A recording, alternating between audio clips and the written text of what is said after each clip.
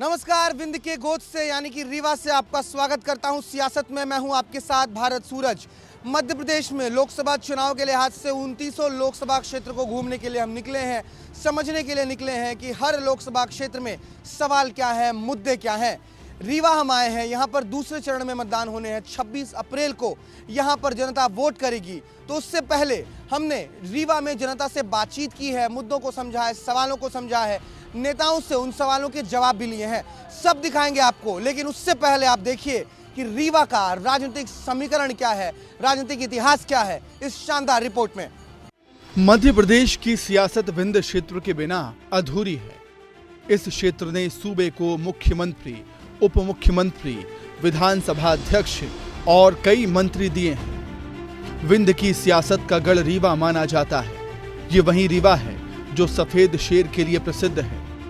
ये वही रीवा है जो सुपारी के खिलौने के लिए प्रसिद्ध है। ये वही रीवा है जिसके विश्व प्रसिद्ध दशहरी आम को जीआई टैग प्राप्त है। इन सभी उपलब्धियों के साथ रीवा अपनी अभूतपूर्व विरासत के लिए जाना जाता है। अपने आप में अभूतपूर्व विरासत को समेटे हुए रीवा की राजनीति भी दिलचस्प रही है। अनारक्षित रही इस सीट पर हुए अभी तक के चुनावों में यहाँ की जनता ने किसी भी पार्टी को लंबे समय तक टिकने नहीं दिया। यहाँ के सियासी इतिहास पर नजर डालें तो रीवा सीट पर अब तक 17 बार लोकसभा चुनाव हुए। 6 बार कांग्रेस, 3 बार बीजेपी और 3 बार बीएसपी जीती। 1 बार जनता दल और 1 बार जनता पार्टी, 2 बार निर्दलीय प्रत्याशी जीते। रीवा के राजा मार्तंड सिंह 3 बार सांसद बने। 11 बार के चुनावों में ब्राह्मण चेहरों को जीत मिली है। रीवा में 8 विधानसभा सीट शामिल हैं। 7 सीटों पर बीजेपी के विधायक, 1 सीट पर कांग्रेस का कब्जा है। 2014-2019 में बीजेपी के जनार्दन मिश्रा जीते। रीवा का सियासी इतिहास बताता है कि यहाँ ब्राह्मण वोटर्स नतीजों को प्रभावित करते हैं। 11 बार इस सीट से ब्राह्मण चेहरे को जीत मिली है। ब्राह्मण बाहुल्य सीट है रीवा लोकसभा। कुल मतदाता 27,82,375, पुरुष मतदाता 14,49,516, महिला मतदाता 13,32,834। रीवा में करीब 5 लाख ब्राह्मण वोटर्स हैं। पटेल, क्षत्रिय वोटर्स का भी दबदबा है यहाँ पर। आदिवासी वोटर्स भी असर दिखाते हैं यहाँ। रीवा में विकास से ज्यादा जाति के आधार पर वोट पड़ते हैं। पार्टियां भी ये जानती हैं, लिहाजा टिकटों के वितरण में जातिगत समीकरणों का ध्यान रखा जाता है। एक तरफ बीजेपी ने तीसरी बार ब्राह्मण चेहरे जनार्दन मिश्रा पर भरोसा जताया है, तो कांग्रेस ने भी ब्राह्मण चेहरा नीलम मिश्रा को मैदान में उतारा है। मुकाबला दिलचस्प है। सियासत पल पल रंग बदलती है और इसी सियासत को समझने विस्तार न्यूज की टीम भी रीवा पहुंची है। बताइए ना, क्या हाल समाचार है रीवा का? रीवा का सब ठीक है। आपका नाम? पुष्पेंद्र पटेल।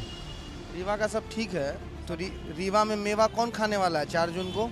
अब मेवा अब देखिए कौन खाता है। अभी तो समय है, 5-6 दिन का समय है। चुनाव में ना मतलब चुनाव तो कब है आपका पता है आपको? 26 को है ना। कितना दिन का समय बचा? कम दिन का समय आप बताएं ना। फिर भी रीवा में माहौल किधर जा रहा है? माहौल तो अभी कुछ कहा नहीं जाता किधर जाता है। थोड़ा हिंट दीजिए ना, थोड़ा हिंट दीजिए ना। हवा नहीं है, ऐसा नहीं है, हवा नहीं लिया जाए। प्रत्याशी का नाम पता है आपको? प्रत्याशी का नाम तो सभी को पता है। जनार्दन मिश्रा जी हैं, अभय मिश्रा जी हैं। अभय मिश्रा जी। तो अभय मिश्रा, जनार्दन मिश्रा में कौन से मिश्रा फेवरेट लग रहे हैं कि रीवा की तरफ जाएगा? हमारे को तो अभी दोनों आदमी ठीक लग रहे हैं। फिर जिधर जैसे लहर जाएगी वैसा आप तो बैलेंस ना कर रहे हैं, फिर आप तो तराजू पे तौल रहे हैं। तराजू में तौला ही जाएगा अभी भाई। अभी कैसा है कि माहौल के हिसाब से कैसा क्या काम हुआ है। जनार्दन मिश्रा 10 साल हो गया सांसदी में, काम हुआ? काम तो कर रहे हैं, काम तो हो रहा है। काम हो रहा है। कांग्रेस को नहीं दीजिएगा मौका काम करने का? क्यों नहीं देंगे, उनको भी देंगे। तो दोनों बात कर रहे हैं आप यार। ये बताइए हाँ। कि अभी एक मौका तो दिया गया है ना मिश्रा जी को। कि नहीं दिया गया अभय मिश्रा जी? विधायकी में ना। और क्या, विधायकी में दिया गया है। अब दोबारा तो नहीं हो सकता मेरे हिसाब से। अभय मिश्रा जी नीलम मिश्रा के पतिदेव हैं। सिमरिया से विधायक हैं कांग्रेस के। बीजेपी में आए थे, 15 घंटा में पलटी मार गए थे। ये कह रहे हैं कि एक मौका दिए हैं, अब देख लेंगे दूसरी बार मौका। मतलब कुल मिलाकर जो बैलेंस करने का पूरा कोशिश कर। रीवा वाला लोग बहुत बैलेंस कर रहा है। माहौल आपका, आपके मन से? हम तो कमल में दे देंगे। हम थोड़े पूछे थे कहाँ दीजिएगा, काहे दीजिएगा बता दीजिए फटाफट। कमल में देंगे। क्यों क्यों? क्योंकि हमेशा उसी में दे रहे हैं। क्या लग रहा है किधर जाएगा वोट? अब चाहे मैं बताओ चाहे हम बता दे। अरे नहीं, हमको ही मत बताइए किधर दीजिएगा वोट, हमको ही बताइए ना कि काम हुआ है 10 साल में, काम हुआ है? काम तो हुआ है, क्या सब काम, फिर भी महिलाओं के लिए क्या सब काम हो रहा है? कुछ रहा है, बहुत काम हुआ है। लाडली बहना मिल रहा है? हाँ, मिल रहा भैया। आपको भी मिल रहा है? हाँ मिल रहा है। एकदम समय पे आ जाता है पैसा? हाँ आ जाता है। लाडली बहना पे वोट कीजिएगा क्या? हाँ हाँ हाँ दे दीजिए। हाँ हाँ भैया जूस कैसा? बहुत बढ़िया, हाँ? बहुत बढ़िया। रीवा में माहौल कैसा? रीवा में माहौल बहुत बढ़िया है। चुनाव का माहौल? चुनाव का माहौल भी अच्छा है, सब तरफ सब पार्टी अपना जोर आजमा रही हैं। यही है, आपको पता है कौन कौन पार्टी मैदान में है? सबको पता है, बीजेपी है, कांग्रेस है, इंडिया अलायंस है, अभी जो कांग्रेस है, और जो इंडिपेंडेंट हैं वो लड़ रहे हैं वो हैं। रीवा में क्या है कि 10 साल तक लगातार बीजेपी रही है ना? काम हुआ है, बीजेपी काम की है। कुछ सब पॉइंट ऑफ व्यू में देखेंगे तो काम तो हुआ है डेफिनेटली, ऐसा नहीं है कि नहीं बोल सकते काम नहीं हुआ है। सेफ्टी के पर्पज़ में काम देखिए, रोड डेवलपमेंट में काम देखिए, ओवरऑल देखेंगे तो काम रीवा में आप देखेंगे तो काम है। स्टेट गवर्नमेंट भी काम अपना कर रही है, सेंट्रल अभी अपना काम कर रही है, तो काम तो हुआ है। तो रीवा में एक चीज़ और बोला जा रहा है ना कि रीवा में जब हम लोग स्टडी करते हैं यहाँ के पॉलिटिक्स को तो समझ में आता है बहुत अनिश्चित है। कभी हाथी पहुँच जा रहा है संसद, कभी हाथ को पहुँचाएं संसद, कमल के पुल पे तो बैठे ही हैं पिछले 10 साल से रीवा के लोग। इस बार क्या लग रहा है 10 साल का वोट मिलने वाला है कि 10 साल एंटी इनकम्बेंसी में जाएगा? एंटी इनकम्बेंसी तो नहीं बोल सकता मैं, क्योंकि देखिए डेवलपमेंट के बिहाफ में अगर लोग वोट दे रहे हैं, जिसको जिस चीज़ का बेनिफिट है, जैसे घर जिसका नहीं बना है उसको मिला, जिसको सिलेंडर नहीं मिल रहा था उसको मिला, तो काम उसके बिहाफ में है। जिसका काम नहीं हो रहा है या जो बीच का आदमी है जो पैसा खा रहा है या कुछ ऐसा बोलना चाह रहे हैं जो कोई, तो उनके पॉइंट ऑफ व्यू से काम नहीं हुआ है। बट ओवरऑल अगर होलसम देखेंगे तो अब काम हुआ है डेफिनेटली। सर मोदी जी उम्मीदवार हैं कि जनार्दन मिश्रा जी उम्मीदवार रीवा में? जनार्दन मिश्रा वो उम्मीदवार हैं। जनार्दन मिश्रा जी उम्मीदवार।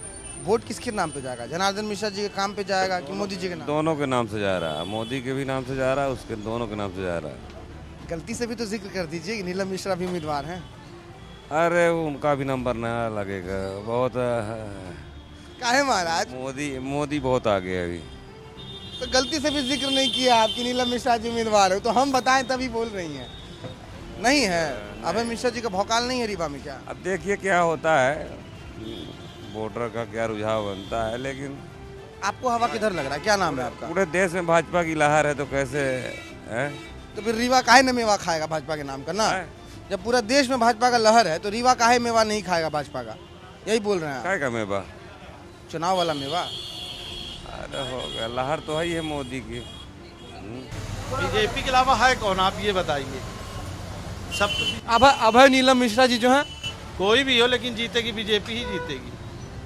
ये तो बीजेपी का मोहर लगाया, मोदी जी के नाम से लोग वोट डालते हैं। जनार्दन मिश्रा, मोदी जी। गढ़ है ना, रीवा गढ़ है।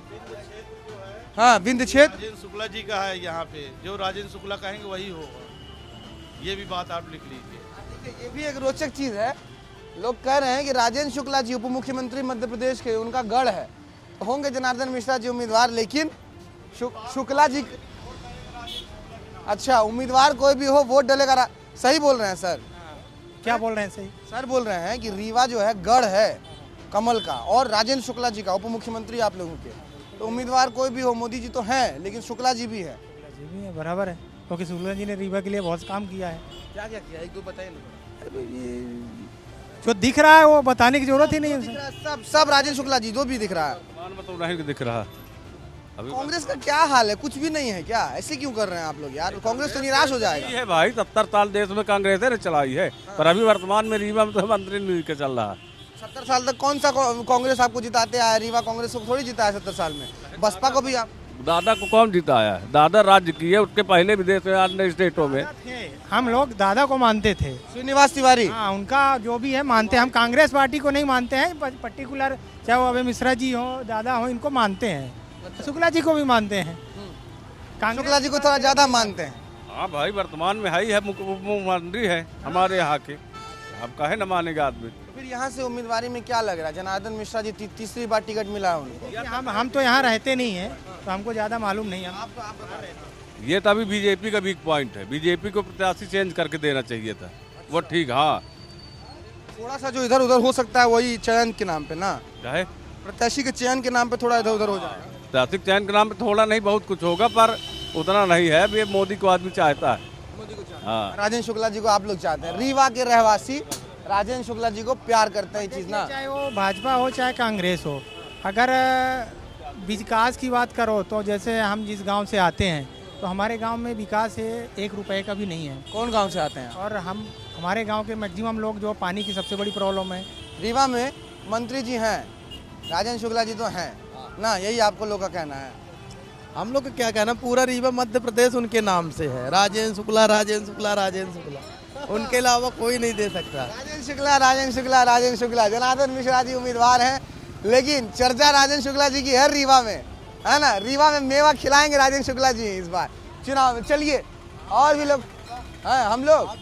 हम लोग तो देखिए, कोई जीते कोई हारे, हम लोग तो आप लोग से बात करके ही मेवा खा लेते हैं, है ना। विस्तार न्यूज का सियासत जारी है, हम लोग रीवा में हैं। कैसा चल रहा है काम, रोजगार, धंधा पानी? बढ़िया चल रहा है। सब बढ़िया चल रहा है। सरकार बढ़िया चल रहा है?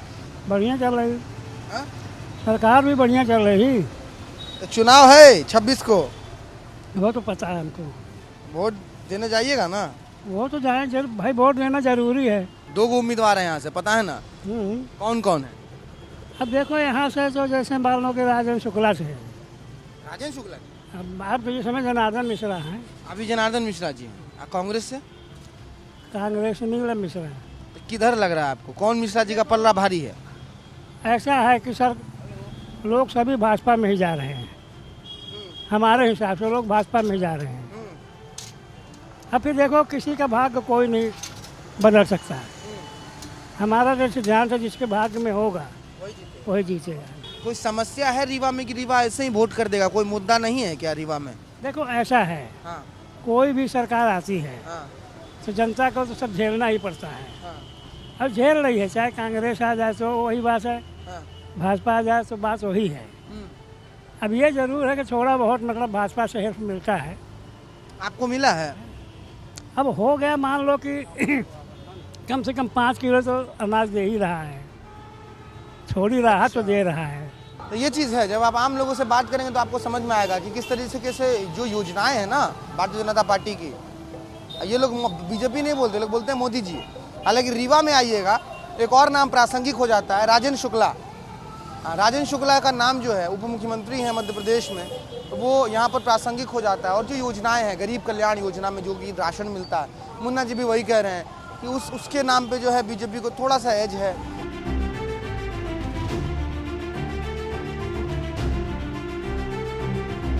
क्या नाम है सर आपका? नहीं, दयाशंकर पांडे। हाँ, बताइए आप। यहाँ पर महंगाई और बेरोजगारी की बहुत मार है। हाँ, जनता जो है परेशान है, हाँ, किसान परेशान है, हाँ, इसलिए बदलाव करना चाहिए। हाँ। मुद्दा है ना हावी रीवा में? बिल्कुल मुद्दा है, ये तो सब आप भी जानते हैं कि मुद्दा है भाई। महंगाई पर कोई जो असल मुद्दे हैं उनसे ध्यान भटकाया जा रहा है।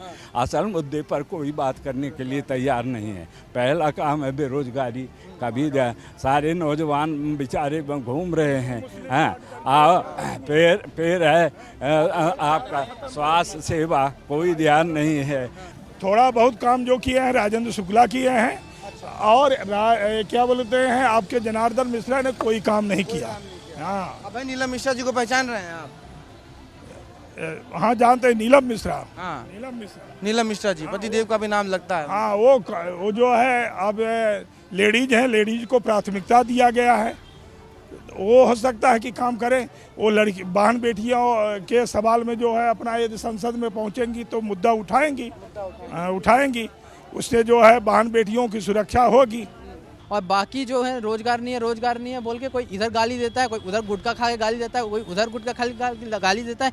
किसी को पढ़ाई नहीं करना है, किसी को स्किल में काम नहीं करना है। प्राइवेट कंपनी बन रही है, कंटिन्यू प्राइवेटाइजेशन हो रहा है, एक से कम मल्टीनेशनल कंपनीज आ रही है। एप्पल आया, माइक्रोसॉफ्ट आया, अभी सेमीकंडक्टर चिप्स भी बनने वाली है, उसके लिए सारा काम चल रहा है ना। यहाँ नया नया पार्क बना, पार्क में एक गार्ड आएगा, उसको भी रोजगार मिल जाएगा। यहाँ पे और 2-4 बाउंसर लग जाएंगे, उनको भी रोजगार मिल जाएगा। लेकिन ना बाउंसर बनेंगे ना चौकीदार बनेंगे, क्यों? इनके लिए सब चीज़ मान घटता है। ये बोलेंगे हमारे खानदान में कोई नहीं बना आज तक चौकीदार, हम की चौकीदार बनेंगे। देखिए सीधी सा बात है, जो आदमी काम करना चाहता है वो काम करेगा, जो आदमी काम करना चाहता है वो बैठे रील्स स्क्रॉल करके गाली वाले रील्स देखेगा और सरकार को गाली देगा। कोई कांग्रेस को गाली देगा, कोई बीजेपी को गाली देगा, कोई रिलीजन के नाम पे गाली देगा। कर्मचारियों का तो एक मुद्दा है, कोई पुरानी पेंशन है, old pension scheme, old pension scheme के लिए मैंने बुढ़ापे का सहारा जो है वो दिक्कत कर रहा है। कि नाम सर आपका? अखिलेश तिवारी। अखिलेश तिवारी जी पहले ऐसे शासकीय कर्मचारी हैं, हम 7वें लोकसभा क्षेत्र में हैं, पहले शासकीय कर्मचारी हैं जो बोल रहे हैं खुल के कि देखिए एक मुद्दा तो है शासकीय कर्मचारियों का, ओल्ड पेंशन स्कीम, बुढ़ापे का सहारा है इनका। सरकार को इनकी भी अपने सियासत में इनके भी सवालों को लेना चाहिए। लाडली बहना मिल रहा है? नहीं, लिए नहीं है आप? नहीं लिए। नहीं लिए। बाकी आपको क्या लग रहा है कि प्रदेश की सरकार या केंद्र की सरकार महिलाओं के लिए काम कर रही है क्या? कुछ कुछ भी नहीं कर रही है, तो हम ही से ले रही है, हम ही को दे रही है, बस इतने कर रही है और कुछ नहीं। महिलाएं राजनीतिक तौर पर सशक्त हो रही हैं क्या? बहुत ज़्यादा हो रही है, बहुत ज़्यादा। तो फिर जल्दी बदलाव मिल सकता है, देखने को मिल सकता है महिलाओं की तरफ से भी। जिस वक्त हम रीवा लोकसभा क्षेत्र में हैं, भारतीय जनता पार्टी के जो प्रत्याशी हैं जनार्दन मिश्र, हम उनकी गाड़ी में हैं। सबसे पहले तो सर हम आपसे ये सवाल करेंगे, रीवा संसदीय क्षेत्र जो है चुनाव के लिहाज से बहुत अटपटा इसको बताया जाता है, क्योंकि बसपा भी जीती है, कांग्रेस भी जीती है, बीजेपी में तो आप लगातार पिछले 2 टर्म से तो यहाँ डंका बजा ही रहे हैं। तीसरे बार भी आप टिकट लेके आ गए हैं, जबकि दिग्गज का टिकट कट गया है। नहीं, अब बीएसपी और कांग्रेस का कोई जनाधार बचा नहीं है यहाँ। बीएसपी का जो जनाधार था गरीब कल्याण की मोदी जी की योजनाओं की वजह से, उनमें ये विश्वास जगा है कि मोदी जी ही गरीबों का कल्याण कर सकते हैं। कांग्रेस ने ऐसा प्रत्याशी दिया है जो शराब की पैकारी में व्यस्त रहता है। समाज का अब कांग्रेस में कोई स्थान बचा नहीं, इसलिए कांग्रेस के लोग अभी जो आपने कहा कांग्रेस ने सब प्रत्याशी दिया, रीवा में नीलम मिश्रा जी कांग्रेस के प्रत्याशी हैं, इशारा अभय मिश्रा जी की तरफ था क्या, उनके जो पति हैं? अब वो नीलम मिश्रा तो घरेलू महिला है, काम तो वही अभय जी ही करते हैं। अभय जी का ही सब पूरा कारोबार है और वो तो एक साधारण सी महिला है, उनके लिए उनका रहना न रहना कोई औचित्य नहीं है कि वो एक डमी के रूप में रहती हैं, बाकी काम तो अभय मिश्रा करते हैं। तो लोग तो सर ये भी कह रहे हैं और राजनीतिक गलियारों में ये चर्चा बहुत सुगबुगाहट बहुत तेज़ है कि रीवा में अगर एक तरफ अभय मिश्रा जी हैं तो दूसरे तरफ आपके पीछे एक और नाम है राजेंद्र शुक्ला जी का। हमारा जो काम रहा है उस काम को पूरी पार्टी ने, आप देखिए कोरोना काल में राष्ट्रीय पार्टी की ब्रीफिंग में मेरा आया है कि हमारे पार्टी के सांसद मास्क बनाते हैं, सेवा में जुटे हुए हैं। उसके पहले भी पिछले कार्यकाल में जो हमने स्वच्छता पर काम किया उसको पूरी पार्टी ने रिकॉग्नाइज किया और यहाँ देश नहीं विदेशों में भी हमारे काम की सराहना हुई है। हमको आज यहाँ पर तक पहुँचाने का काम किया, उसमें राष्ट्रीय नेतृत्व, प्रदेश नेतृत्व की सहमति से हुआ है। उप मुख्यमंत्री हैं तो निश्चित तौर पर उनकी सहमति होगी, स्वाभाविक है। वो तो मुख्यमंत्री हैं, हमारे इस इलाके के प्रमुख चेहरे हैं पार्टी के, तो उनकी सहमति तो होगी, उसमें कोई दो राय नहीं है। पार्टी उनसे भी राय लेगी। सेमरिया विधानसभा जो है सर वो कांग्रेस के खाते में है इस बार। अभय मिश्रा जो हैं जिनका आपने जिक्र किया, जिनकी पत्नी यहाँ से अभी लोकसभा के उम्मीदवार हैं, ये उनका इलाका है, आपका भी गृह क्षेत्र है। लेकिन सर अभय मिश्रा की बात हो या नीलम मिश्रा की बात हो, वो दोनों तो सर भाजपा में ही थे ना पहले, अभी कांग्रेस में आ गए।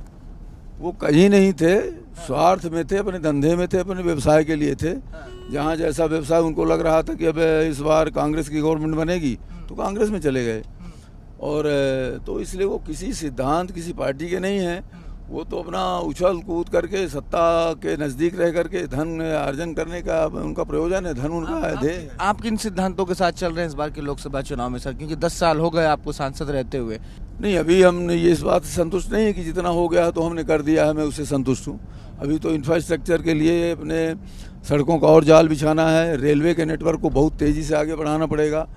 हम लोग जहाँ भी जा रहे हैं सर, वहाँ क्या है कि लोग कह रहे हैं कि प्रत्याशी तो बाद में आएंगे, पहले मोदी जी दिमाग में है।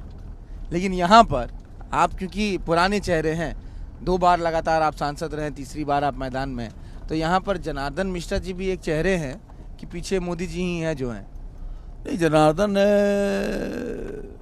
कुछ हो सकता है कि जनार्दन का थोड़ा बहुत हो, लेकिन आज तो जनमानस मोदी जी को तीसरी बार प्रधानमंत्री बनाने के लिए संकल्पित है। जनार्दन मिश्र जी थे रीवा से, भारतीय जनता पार्टी के प्रत्याशी हैं लोकसभा चुनाव के लिए, और बहुत बेबाकी से अपनी बात रखते हैं, उसके लिए जाने भी जाते हैं। बहुत शुक्रिया सर इतने व्यस्त शेड्यूल में हमसे बातचीत करने के लिए। सियासत का कार्यक्रम जारी है। कांग्रेस के प्रत्याशी जनार्दन जी के आरोपों पर, जनार्दन जी की टिप्पणियों पर क्या जवाब देते हैं।